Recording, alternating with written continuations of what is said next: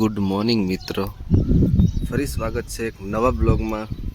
તો અત્યારે આપણે શ્રી મેહુલના ઘરે પાલીતાણા, અને તમે જોઈ શકો છો અહીંયા કંઈક નદી છે, મેન હાઈવે હંમેશા, અને આમ દેખાય છે પાલીતાણાનો ડુંગર।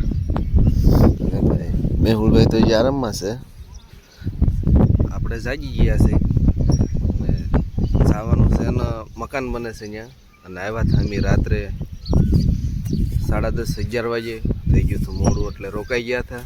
અને ઓફિસેથી પ્રવીણભાઈનો પણ ફોન આવશે, તો આજમાં કાંઈ ભેગું થાય એવું લાગતું નથી કામે જવાનું, તો ચાલો કન્ટિન્યુ બન્યા રહેજો। તો આપણે રવિભાઈ પણ અહીંયા છે હેઠે, તો મેહુલને પહેલાં આપણે જગાડી દઈએ, જગાડીને પછી જઈએ હેઠે ને પછી જાવું પ્લોટે। તો ચાલો જોઈ જુઓ મારા મેહુલભાઈના ગામનું લોકેશન। અહીંયા પાછો તબેલો છે, જાગીને જોયું તો ભાઈ રુદ્રભાઈ વિજ્ઞાન કરે છે અમારે, જો વિજ્ઞાન કરે છે ભાઈ। બરાબર ભાઈ, જો રુદ્રભાઈ અત્યારમાં તગારામાં ગીરી ગયા છે, જાગી ઠેકડા મારે છે।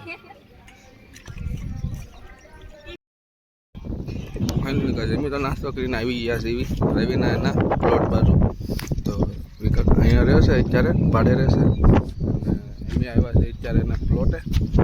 તો અહીંયા મકાનનું કામ ચાલુ છે, મોંગલમાંનો ઓવડો બનાવે છે, તો એનું પણ કામ ચાલુ છે, જોઈ શકો છો।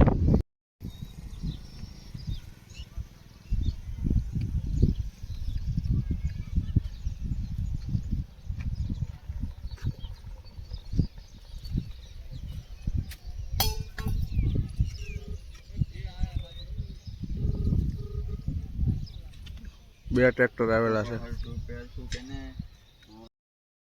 પ્લોટે ભાઈ અમારે, જો રુદ્રભાઈ આયલા આવે, હાથ લાંબો કરે હો, હું કરતો આવ્યો।